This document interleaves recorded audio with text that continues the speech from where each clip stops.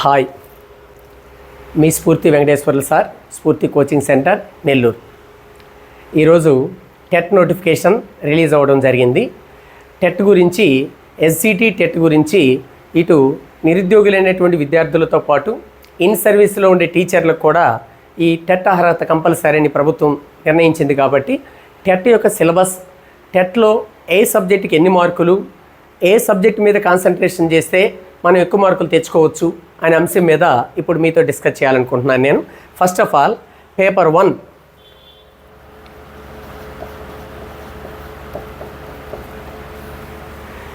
Already ఉద్యోగం చేస్తున్నటువంటి in service టీచర్లు, ఎస్జిటి టీచర్లు పేపర్ 1 క్వాలిఫై కావాలి.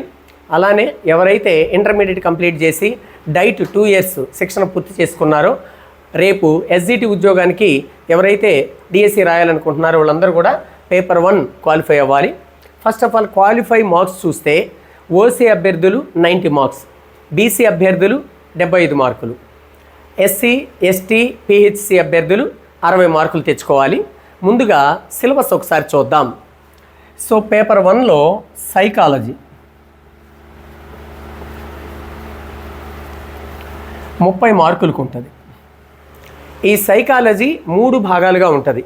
ఫస్ట్ పార్ట్లో వచ్చి శిశు వికాసము,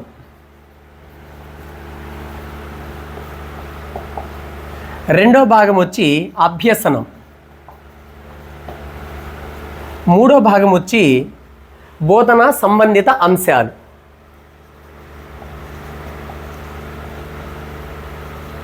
ఇలా 3 భాగాలు ఉంటాయి. So child development, learning, pedagogical concern అనే 3 భాగాలు ఉంటాయి. సో ఈ ఫస్ట్ భాగం నుంచి సుమారుగా 14 మార్కులకు వస్తాయి, 1 మార్కు అటు ఇటుగా. ఈ రెండో భాగం నుంచి 8 మార్కులకు వస్తాయి బిట్లు. ఈ మూడో భాగం నుంచి 8 మార్కులకు వస్తాయి. సో టోటల్గా సైకాలజీ వచ్చి 30 మార్కులు. మళ్ళీ ఇంకొకసారి సిలబస్లోకి వెళితే, గవర్నమెంట్ నిర్ణయించినటువంటి సిలబస్లోకి వెళితే ఈ శిశు వికాసంలో 4 పాఠాలు ఉంటాయి. శిశు అధ్యయన పద్ధతులు, child developments, growth and development, పెరుగుదల వికాసం. నెంబర్ 3 పర్సనాలిటీ అంటే మూర్తిమత్వం. నెంబర్ 4 ఇంటెలిజెన్స్, ఇండివిజువల్ డిఫరెన్సెస్, ప్రజ్ఞ, వైయక్తిక భేదాలు. సో ఈ 4 పాఠాల నుంచి సుమారుగా 14 మార్కులకు మనకి ఎగ్జామ్లో వస్తాయి. ఓకే, నెక్స్ట్ అభ్యసనం ఒక్క దాంట్లోనే 8 మార్కులకు వస్తాయి. ఈ ఒక్క దాంట్లో కూడా ఎక్కువ ఇంపార్టెంట్ దేని మీద దృష్టి పెట్టాలంటే అభ్యసనం నిర్వచనాలు. వివిధ విద్యావేత్తలు, మనోవిజ్ఞాన శాస్త్రవేత్తలు అభ్యసనానికి సంబంధించిన నిర్వచనాలు ఏమని చెప్పారు, ఒక క్వశ్చన్ రిపీటెడ్గా అడుగుతూ ఉన్నారు. అలానే అభ్యసన సిద్ధాంతాలు, యత్నదోష అభ్యసన సిద్ధాంతం, శాస్త్రీయ నిబంధన సిద్ధాంతం, కార్యసాధక నిబంధన సిద్ధాంతం. అదేవిధంగా చూడండి, దీంట్లో ఈ అభ్యసన సిద్ధాంతాలలో ఈ ప్రజెంట్ ఆధునిక అభ్యసన సిద్ధాంతాలైనటువంటి, సో దానికి నాంది అయినటువంటి ఆధునిక అభ్యసన సిద్ధాంతాలకు నాంది అయినటువంటి నిర్మాణాత్మక వాదం కంటే ముందు పుట్టినటువంటి అంతర్దృష్టి అభ్యసన సిద్ధాంతం, ఈ 4. సో అంతర్దృష్టి అభ్యసన సిద్ధాంతం, యత్నదోష సిద్ధాంతం, శాస్త్రీయ నిబంధన సిద్ధాంతం, కార్యసాధక నిబంధన సిద్ధాంతం, ఈ 4 సిద్ధాంతాల మీద రిపీటెడ్గా ప్రశ్నలు అడుగుతూ ఉన్నారు, important areas. Next pedagogical concern. ఈ పెడగాజికల్ కన్సర్న్ విషయంలోకి వస్తే చాలా ఉంటాయి, అంటే సుమారుగా 20 పాఠాలు ఉంటాయి. అయితే అందులో ఇంపార్టెంట్, ముఖ్యంగా ఇన్ సర్వీస్లో ఉన్నటువంటి ఉపాధ్యాయులు, సార్ ఈ తక్కువ టైంలో మేము రేపు నుంచి డ్యూటీకి పోతూ ఉద్యోగం చేసుకుంటూ ప్రిపేర్ అయ్యి ఎలా మేము క్వాలిఫై అయ్యాలి, ఇంపార్టెంట్ ఏంది అని అడుగుతున్నారు. కాబట్టి సో అందరికీ ఇంపార్టెంట్ అవి. సో ఇన్ సర్వీస్ ఉపాధ్యాయులు మొత్తం సిలబస్ చదవలేనటువంటి వాళ్ళకి బాగా ఉపయోగపడుతుంది. సో ఈ బోధన సంబంధిత అంశాలలో ప్రధానంగా ఏం చదవాలి, ఫస్ట్ ఇందులో కూడా మళ్ళీ సైకాలజీ లెసన్ ఒకటి ఉంటుంది, అది ఇంక్లూజివ్ ఎడ్యుకేషన్ అంటే సహిత విద్య. దీన్ని ఏమనొచ్చంటే ప్రత్యేక అవసరాలు కలిగినటువంటి పిల్లలకు విద్య.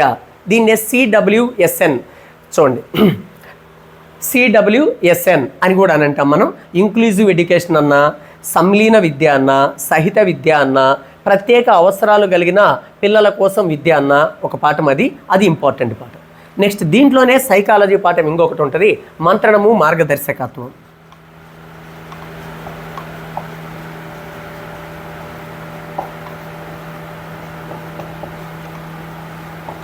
మంత్రణము, మార్గదర్శకత్వం. నెక్స్ట్ దీంట్లోనే సైకాలజీ లెసన్ ఇంకొకటి ఉంటుంది, నాయకత్వము, leadership.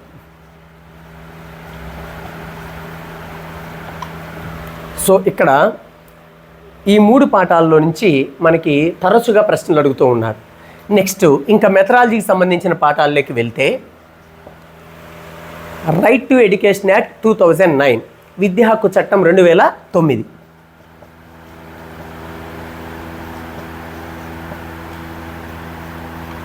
Next NCF 2005, national curriculum framework 2005.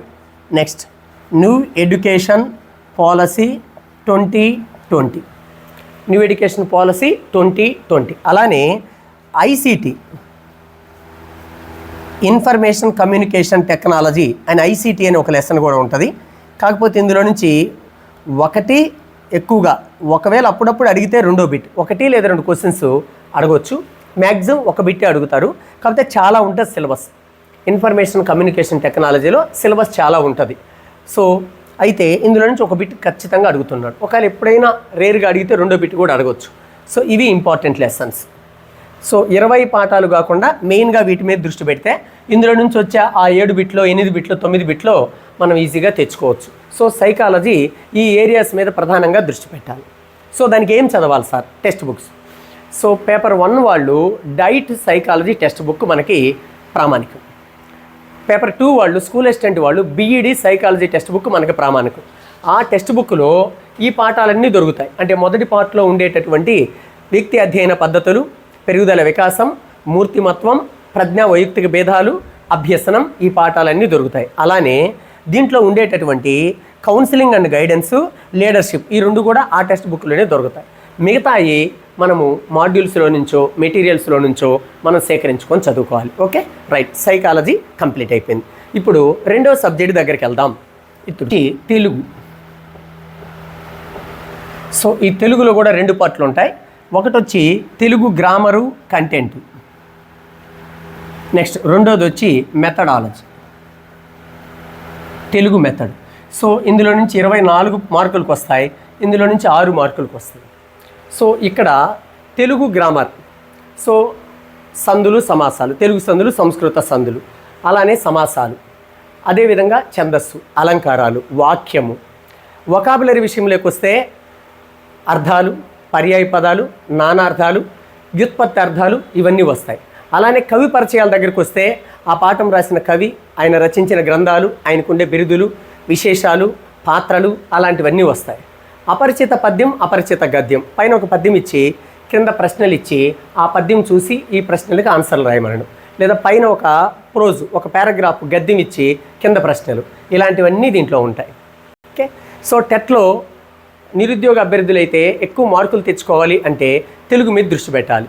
ఉద్యోగంలో ఉన్న ఇన్ సర్వీస్ టీచర్స్ అయినా కూడా ఈజీగా క్వాలిఫై కావాలి అంటే ఇది మన మదర్ లాంగ్వేజ్ కాబట్టి ఎక్కువ దృష్టి పెట్టాలి. అలానే తెలుగు మెథడాలజీలో ఉండేటటువంటి పాఠాలు. తెలుగు మెథడాలజీలో 10 పాఠాలు ఉంటాయి. అయితే ప్రధానంగా మనం దేని మీద దృష్టి పెట్టాలి అంటే మాతృభాష బోధనా లక్ష్యాలు, బోధనా పద్ధతులు, అంటే పద్యాన్ని ఎలా, ఏ పద్ధతిలో చెప్పాలి, గద్యాన్ని బోధించడానికి ఉండే పద్ధతులేంది, వ్యాకరణాన్ని బోధించడానికి ఉండే పద్ధతులేంది, అంటే బోధనా పద్ధతులు, మూల్యాంకనం, కరికులం. సో అలానే భాష, మాతృభాష లక్షణాలు. సో మాతృభాష లక్షణాలు అంటే భాష గురించినటువంటి అభివృద్ధి, భాష ఏ విధంగా అభివృద్ధి చెందింది, ఈ పాఠాల మీద మనం దృష్టి పెట్టాలి. సో భాష యొక్క చరిత్ర, మాతృభాష బోధనా లక్ష్యాలు, అదేవిధంగా బోధనా పద్ధతులు, మూల్యాంకనము, కరికులం, ఇవి ఇంపార్టెంట్ అనమాట. ఈ 5 పాఠాల మీద మనం దృష్టి పెడితే ఒక 4 బిట్లు, 5 బిట్లో ఒక్కొక్క పాఠం నుంచి ఒక్కొక్క బిట్ వస్తుంది అనమాట. ఓకేనా, రైట్. ఇంకా 3వ సబ్జెక్ట్ టోటల్ వచ్చి 30 మార్కులు. 3వ సబ్జెక్ట్ వచ్చి ఇంగ్లీష్. సో ఇది కూడా 30 మార్కులు. ఇందులో కూడా ఇంగ్లీష్ గ్రామరు, కంటెంట్ ఉంటుంది. అదేవిధంగా ఇంగ్లీష్ మెథడ్ కూడా ఉంటుంది. Okay, right. ఈ కంటెంట్ నుంచి 24 మార్కులు వస్తుంది. తర్వాత మెథడ్ నుంచి 6 మార్కులకు వస్తుంది. ఇక్కడ కూడా సేమ్ గవర్నమెంట్ నోటిఫికేషన్లోనే గ్రామర్ అంశాలన్నీ మెన్షన్ చేస్తున్నారు. Parts of speech, tenses, articles, prepositions, active voice, passive voice, direct speech, indirect speech, question tag, idioms, ఇట్లా మొత్తము మెన్షన్ చేస్తున్నారు. వాళ్ళు మెన్షన్ చేసిన ప్రతి ఏరియాలో నుంచి 1-2 బిట్లు ఇస్తూ వస్తున్నారు. అయితే ప్రధానంగా ఇన్ సర్వీస్లో ఉండేవాళ్ళు అన్నీ చదవడానికి టైం ఉండదు అనుకుంటే ముఖ్యంగా parts of speech, tenses, articles, voice, speeches, indirect, direct speeches, question tag ఇలాంటి లిమిటెడ్గా ఒక 7-8 పాఠాల మీద దృష్టి పెడితే ఆ 7-8 పాఠాల్లో నుంచి మనం 10 to 15 క్వశ్చన్స్ని ఎక్స్పెక్ట్ చేయొచ్చు. ఓకేనా? రైట్. అట్లానే ఈ ఆథర్స్ మీద కూడా 1 or 2 క్వశ్చన్స్ వస్తూ ఉన్నాయి. మెథడాలజీలో కూడా సేమ్ 10 పాఠాలు ఉంటాయి. అందులో మెయిన్గా మనము ఆబ్జెక్టివ్స్, టీచింగ్ మెథడ్స్, కరికులము, ఇవాల్యుయేషన్, ఓకేనా, ఆబ్జెక్టివ్ స్పెసిఫికేషన్స్. అట్లానే ఇక్కడ కూడా English development, history of the English అని ఉంటుంది first lesson. History of the English, objective specifications, teaching methods, curriculum, evaluation, ఈ 5-6 మెయిన్ టాపిక్స్ని కొంచెం అవగాహనతో కనుక చూసుకుంటే కొన్ని ప్రశ్నలు దీంట్లో మనము తెచ్చుకునేదానికి, ఈజీగా మార్కులు తెచ్చుకునేదానికి అవకాశం ఉంటుంది. సో అలానే 4వ ఇంపార్టెంట్ సబ్జెక్ట్ వచ్చి మ్యాథమెటిక్స్, మ్యాథ్స్. ఇక్కడ కూడా 2 పార్ట్లు ఉంటాయి. ఒకటి కంటెంటు, రెండోది వచ్చి మెథడాలజీ. సో కంటెంట్ 24 మార్కులకు వస్తుంది, మెథడాలజీ 6 మార్కులకు వస్తుంది. సో మనకి 3వ తరగతి నుంచి 8వ తరగతి దాకా ఉండే మ్యాథ్స్ టెక్స్ట్ బుక్కుల్లో నుంచి కంటెంట్ వస్తుంది. ఆ 3వ తరగతి నుంచి 8వ తరగతుల దాకా ఉండే మ్యాథ్స్ కంటెంట్ ఉంది కదా, ఆ మ్యాథ్స్ కంటెంట్కి సంబంధించినటువంటి టాపిక్స్ 6 పాఠాలు ఉంటాయి. అందులో అర్థమెటిక్ అంటే అంకగణితం లేదా వ్యాపార గణితం, రెండోది ఆల్జిబ్రా బీజగణితం, మూడోది నంబర్ సిస్టమ్ సంఖ్యామానం, నాలుగోది రేఖాగణితం జామెట్రీ, ఐదోది క్షేత్రగణితం మెన్సురేషన్, ఆరోది స్టాటిస్టిక్స్, సో సాంఖ్యక శాస్త్రం. ఈ 6 పాఠాలు ఉంటాయి. ఈ 6 పాఠాలలో స్టాట్ నుంచి 2 బిట్స్, ఆల్జిబ్రా నుంచి 2 బిట్స్, అంటే ఒకటి ఎక్కువ రావచ్చు తక్కువ రావచ్చు. అంటే గత టెట్ పేపర్లను మనం అనాలిసిస్ చేస్తే బ్లూ ప్రింట్ ఎలా ఉంది అంటే స్టాట్లో ఒక 2 క్వశ్చన్స్, ఆల్జిబ్రాలో 2 క్వశ్చన్స్ వస్తున్నాయి. మిగిలిన 4 పాఠాలు ఉన్నాయి కదా, so arithmetic, number system, mensuration, geometry, ఈ 4 నుంచి ఒక్కో దాంట్లో 4 లేదా 5 ప్రశ్నలు కూడా అడుగుతున్నటువంటి సందర్భాలు ఉన్నాయి మనకి. 4 or 5 క్వశ్చన్స్ ఈ ఒక్కొక్క దాంట్లో, అంటే పెద్ద పాఠాలు అవి. సో సిలబస్ వచ్చి 3వ తరగతి అకాడమీ టెక్స్ట్ బుక్ల నుంచి 3వ తరగతి నుంచి 8వ తరగతి దాకా ఉండే టెక్స్ట్ బుక్లో నుంచి మనకి క్వశ్చన్స్ వస్తున్నాయి. ఓకేనా? రైట్. నెక్స్ట్ ఇక్కడ మళ్ళీ మ్యాథ్స్ అన్న తర్వాత ఈ బైపీసీ పిల్లలు లేదా ఆర్ట్స్ బ్యాక్గ్రౌండ్ ఉండే పిల్లలకి కొద్ది కష్టమవుతుంది. అందువల్ల ఇన్ సర్వీస్లో ఉండే టీచర్లు, అన్ఎంప్లాయీస్, నిరుద్యోగులు కాదు, ఇన్ సర్వీస్లో ఉండే టీచర్స్ ఒకవేళ మ్యాథ్స్ 6th, 7th, 8th చదవడానికి టైం లేదు అనుకుంటే 3, 4, 5 తరగతుల్లో ఉండే పుస్తకాలు చదువుకున్నా అక్కడ నుంచి కూడా సుమారుగా ఈ 3 క్లాసుల్లో ఒక 8 బిట్స్ వరకు వస్తున్నాయి. సుమారుగా ప్రీవియస్ పేపర్స్ చూస్తే 8 బిట్స్ యావరేజ్ మీద 3, 4, 5 తరగతుల్లో ఉండే బేసిక్స్ మీద, ఫండమెంటల్స్ మీద వస్తూ ఉన్నాయి. ఓకేనా? సో ఇక్కడ 4 30 120 మార్కులకి ఈ 4 పార్ట్స్లో నుంచి ఉంటుంది. ఇంకా 5వ పార్ట్ వచ్చి ఈవీఎస్. ఈ ఈవీఎస్ నుంచి కూడా 30 మార్కులకు ఉంది. దాన్ని మళ్ళీ మనం అనాలిసిస్ చేస్తే పార్ట్ ఏ వచ్చి సైన్స్. సో ఈ సైన్స్లో చూడండి, ఫిజిక్స్ ఉంటుంది, కెమిస్ట్రీ ఉంటుంది,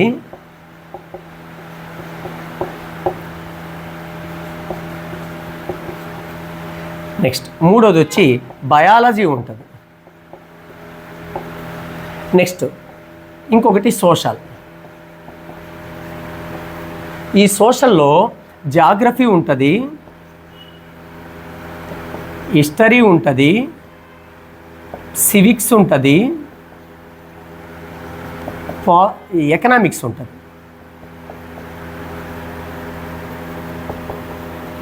ఎకనామిక్స్ ఉంటుంది. దీన్ని మళ్ళీ అనాలిసిస్ చేస్తే సివిక్స్లో ఒక 2 బిట్స్, ఎకనామిక్స్లో వచ్చి ఒక 2 బిట్స్ వస్తున్నాయి. సో ఇక్కడ జాగ్రఫీ, హిస్టరీలో సో 4 బిట్స్ జాగ్రఫీలో, 4 or 5 బిట్స్ మనకి హిస్టరీలో వస్తున్నాయి. టోటల్ చూసుకుంటే ఒక 12 క్వశ్చన్స్ టోటల్ చూసుకుంటే 12 క్వశ్చన్స్ ఇది సోషల్లో. మళ్ళీ సోషల్ మెథడ్ ఉంటుందమ్మ. ఈ సోషల్ మెథడ్లో 3 క్వశ్చన్స్ వస్తాయి. టోటల్ సోషల్లో వచ్చి 15 మార్కులు. నెక్స్ట్ సైన్స్లో కూడా 15 మార్కులు. సో బయాలజీలో వచ్చి 6 ప్రశ్నలు వస్తాయి, కెమిస్ట్రీలో 3 ప్రశ్నలు, ఫిజిక్స్లో 3 ప్రశ్నలు, సైన్స్ మెథడాలజీ ఉంది కదా, సైన్స్ మెథడాలజీ ఇందులో వచ్చి 3 ప్రశ్నలు. టోటల్ సైన్స్లో కూడా 15. ఒకసారి జాగ్రత్తగా చూడండి. ఫిజికల్ సైన్స్, కెమిస్ట్రీ, బయాలజీ ప్రధానంగా 3వ తరగతి నుంచి 8వ తరగతి. కొన్ని బిట్స్ ముఖ్యంగా ఫిజిక్స్, కెమిస్ట్రీలో, బయాలజీలో కొన్ని క్వశ్చన్స్ 9th 10th కూడా అడుగుతున్నారు. నెక్స్ట్ సోషల్ ప్రధానంగా 3వ తరగతి నుంచి 8వ తరగతి, ఏదో 1 or 2 క్వశ్చన్స్ 9th 10th కూడా అడుగుతున్నారు.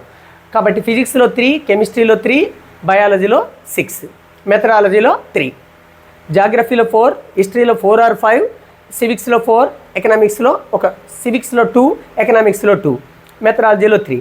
ఇది మొత్తము ఈవీఎస్.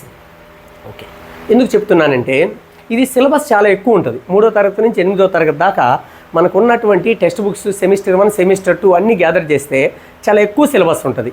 బట్ వచ్చే మార్కులు తక్కువ. అందువల్ల ఎవరైతే ఇన్ సర్వీస్ టీచర్స్ ఉన్నారో వాళ్ళు ముందుగా ఎక్కువ మార్కులు వచ్చేటటువంటి ఈ సబ్జెక్టులకి ఎక్కువ ప్రయారిటీ ఇచ్చి, తర్వాత 3, 4, 5 తరగతులు సులభమైన పుస్తకాలు, చిన్న చిన్న పుస్తకాలు కాబట్టి ముందు వాటిని కంప్లీట్ చేసుకొని టైం ఉంటేనే 6th 7th 8th చదువుకోవాలి. మళ్ళీ నేను చదవద్దు అని చెప్పట్లేదు. ఎవరైతే నిరుద్యోగులు ఉన్నారో, ఎవరైతే డిఎస్సి ఆస్పిరెంట్స్ ఉన్నారో, ఆ డిఎస్సి పరీక్ష అనేది పోటీతో కూడుకున్నటువంటి పరీక్ష కాబట్టి ప్రతి అర్ధ మార్కు కీలకం కాబట్టి, అదేవిధంగా ఈక్వల్ మార్క్స్ వచ్చి ఏజీ డేట్ ఆఫ్ బర్త్ పెద్ద ఉన్న వాళ్ళకు కూడా జాబ్ పోయి, సమానమైన మార్కులు వచ్చి డేట్ ఆఫ్ బర్త్ తక్కువ ఉండేవాళ్ళు పోస్ట్ను కోల్పోయినటువంటి పోటీ ఉండే పరీక్ష కాబట్టి ప్రతి సబ్జెక్టు కీలకమే, ప్రతి బిట్ కూడా కీలకమే కాబట్టి మొత్తం సిలబస్కి ప్రయారిటీ ఇచ్చి 140, 130 మీకు ఎంత శక్తి ఉంటే అన్ని మార్కులు తెచ్చుకోవాలి నిరుద్యోగులు. ఇన్ సర్వీస్ టీచర్లు వాళ్ళకి అంత టైం ఉండదు కాబట్టి వాళ్ళు స్కూల్కి పోయి పిల్లలకి పాఠాలు చెప్పి ఏదో మార్నింగో నైటో ఉన్న కొద్ది 1 hour, 2 hours, 3 hours ప్రిపేర్ అయ్యే అవకాశం ఉంటుంది కాబట్టి వాళ్ళు ప్రధానంగా ఎక్కువ మార్కులు ఉండే సబ్జెక్టులకి ఎక్కువ టైం కేటాయించుకొని, తక్కువ మార్కులు ఉండే సబ్జెక్టులకి తక్కువ టైం కేటాయించుకొని క్వాలిఫై అవ్వడానికి ప్రయత్నం చేయాలి. ఓకేనా? రైట్. అయితే దీనికి సంబంధించి స్ఫూర్తి కోచింగ్ సెంటర్ నెల్లూరులో ఈరోజు ఎస్జిటి టెట్కి కొత్త బ్యాచ్ స్టార్ట్ చేయడం జరిగింది. అలానే స్కూల్ అసిస్టెంట్ కూడా మ్యాథ్స్ అండ్ సైన్స్కి, సోషల్కి టెట్ బ్యాచ్ ప్రారంభించడం జరిగింది. Next material. సో మన మెటీరియల్ ఒక్కొక్క సెట్టు 1500 రూపాయలకి మీకు ప్రొవైడ్ చేయడం జరుగుతుంది. ఏదైనా సరే ఎస్జిటి కానీ ఎస్ఏ కానీ 1500 మెటీరియల్. అదేవిధంగా ఆన్లైన్ వీడియోలు కావాలి అని అంటే మేము ఒక పబ్లికేషన్తో టైప్ అయ్యి మీకు ఎవరికైతే ఆన్లైన్ వీడియోస్ కావాలో వాళ్ళకి 1000 రూపాయలకి ఈ యొక్క రికార్డింగ్ క్లాసులు మీకు అందజేయడం జరుగుతుంది. కాబట్టి ఇన్ సర్వీస్ టీచర్స్ ఎవరైనా డ్యూటీలకి వెళ్తూ సెలవులు లేక, లేదా అన్ఎంప్లాయీస్ అయినటువంటి విద్యార్థులు ఎవరైనా చిన్నపిల్లలుండి దూరభారం వచ్చి ఆఫ్లైన్ కోచింగ్ తీసుకోలేనటువంటి వారికి మెటీరియల్ 1500, ఆన్లైన్ వీడియోస్ వచ్చి 1000 రూపీస్కి మేము అందజేయడం జరుగుతుంది. మీరు బోర్డు మీద కనపడుతున్నటువంటి ఈ నంబర్కి కనుక కాల్ చేస్తే మీకు ఆ యొక్క మెటీరియల్ కావాలంటే మెటీరియల్, లేకపోతే ఆన్లైన్ వీడియోస్ కావాలంటే వీడియోస్ అందజేయడం జరుగుతుంది. అలానే ఈ స్ఫూర్తి TET and DSC YouTube channel ద్వారా మీకు ఎప్పటికప్పుడు డౌట్స్ కానీ సబ్జెక్ట్లో కూడా ఈ రోజు నుంచి ఇంతకుముందు మేము కొన్ని ముఖ్యమైన టాపిక్స్ని ఫ్రీగానే యూట్యూబ్లో అప్లోడ్ చేయడం జరిగింది. అయితే ఈ మధ్య కాలంలో మళ్ళీ నోటిఫికేషన్ లేకపోయేసరికి ఎక్కువ మంది పిల్లలు వ్యూస్ లేకుండా ఉండేసరికి తాత్కాలికంగా ఒక 2 months నుంచి అలాంటి వీడియోస్ చేయడం లేదు. మళ్ళీ నోటిఫికేషన్ వచ్చింది కాబట్టి ఈ రోజు నుంచి ముఖ్యమైనటువంటి వీడియోస్ని సబ్జెక్టుకి సంబంధించిన టాపిక్స్, ముఖ్యంగా నేను ఎస్జిటిలో ట్రై మెథడ్ చెప్తాను కాబట్టి ఈ ట్రై మెథడ్లో విద్యా ప్రమాణాలు కానీ, లక్ష్యాల స్పష్టీకరణలు కానీ, ముఖ్యమైనటువంటి బోధనా పద్ధతులు కానీ, లేదా బోధనా ప్రణాళికలో హెర్బార్ట్ సోపానాలు కానీ, అంటే రిపీటెడ్గా ఎగ్జామ్లో క్వశ్చన్స్ వచ్చేటటువంటి ఇంపార్టెంట్ ఏరియాస్, కరికులం, ఆ కరికులంలో ఏకకేంద్ర పద్ధతి కానీ లేదా సర్పిలాకార పద్ధతి కానీ, మూల్యాంకనం, ఆ మూల్యాంకనంలో ఉత్తమ మూల్యాంకనానికి ఉండేటటువంటి లక్షణాలైనటువంటి లక్ష్యాత్మకత, విశ్వసనీయత, సప్రమాణత లాంటి ముఖ్యమైన ఏరియాస్ కానీ, అలానే ఎస్ఏటి స్కాలాస్టిక్ అచీవ్మెంట్ టెస్ట్ ప్రిపరేషన్లో ఉండే సోపానాలు, ఆ బ్లూ ప్రింట్ అయితేనేమి, లేకపోతే ప్రశ్నల వారి విశ్లేషణ అయితేనేమి, స్కోరింగ్ కీ అయితేనేమి, స్కోరింగ్ స్కీమ్ అయితేనేమి, ఇలాంటి ముఖ్యమైనటువంటి ఏరియాస్ అన్నీ కూడా మీకు యూట్యూబ్ ఛానల్ ద్వారా ఫ్రీగా క్లాసులు అందజేయడం జరుగుతుంది. కాబట్టి ఎవరైతే సీరియస్ ఆస్పిరెంట్స్ ఉన్నారో, ఎవరైతే ఇన్ సర్వీస్ టీచర్స్ ఉన్నారో, కాబట్టి అవసరమైన వాళ్ళు మా మెటీరియల్ని, అవసరమైన వాళ్ళు మేము ఇచ్చేటటువంటి రికార్డెడ్ వీడియోస్ లేదా మా యూట్యూబ్ ఫ్రీ క్లాసెస్ని సద్వినియోగం చేసుకోవాలని తెలియచేస్తూ ఉన్నాం. అలాగే ఆఫ్లైన్ కోచింగ్ కావాలనుకున్న వారు ఈరోజు మార్నింగ్ 8:30 మ్యాథమెటిక్స్ క్లాస్తో స్టార్ట్ చేయడం జరిగింది. సో ప్రతి సబ్జెక్ట్కి స్టేట్ ఫ్యాకల్టీ చెప్పడం జరుగుతుంది. డైలీ ఎగ్జామ్ ఉంటుంది, వీక్లీ గ్రాండ్ టెస్ట్ ఉంటుంది, ప్రింటింగ్ మెటీరియల్ ఇవ్వడం జరుగుతుంది. మళ్ళీ టెట్ అయిపోయిన తర్వాత అప్ టు డిఎస్సి దాకా revisional exams, divisional exams, so DSC పరీక్ష దాకా ఫాలో అప్ ఉంటుంది. కాబట్టి ఆఫ్లైన్ కోచింగ్ అవసరమైనటువంటి వాళ్ళు మా ఆఫ్లైన్ కోచింగ్ కూడా మీరు సద్వినియోగం చేసుకోగలరని ఆశిస్తున్నాం. Thank you, one and all.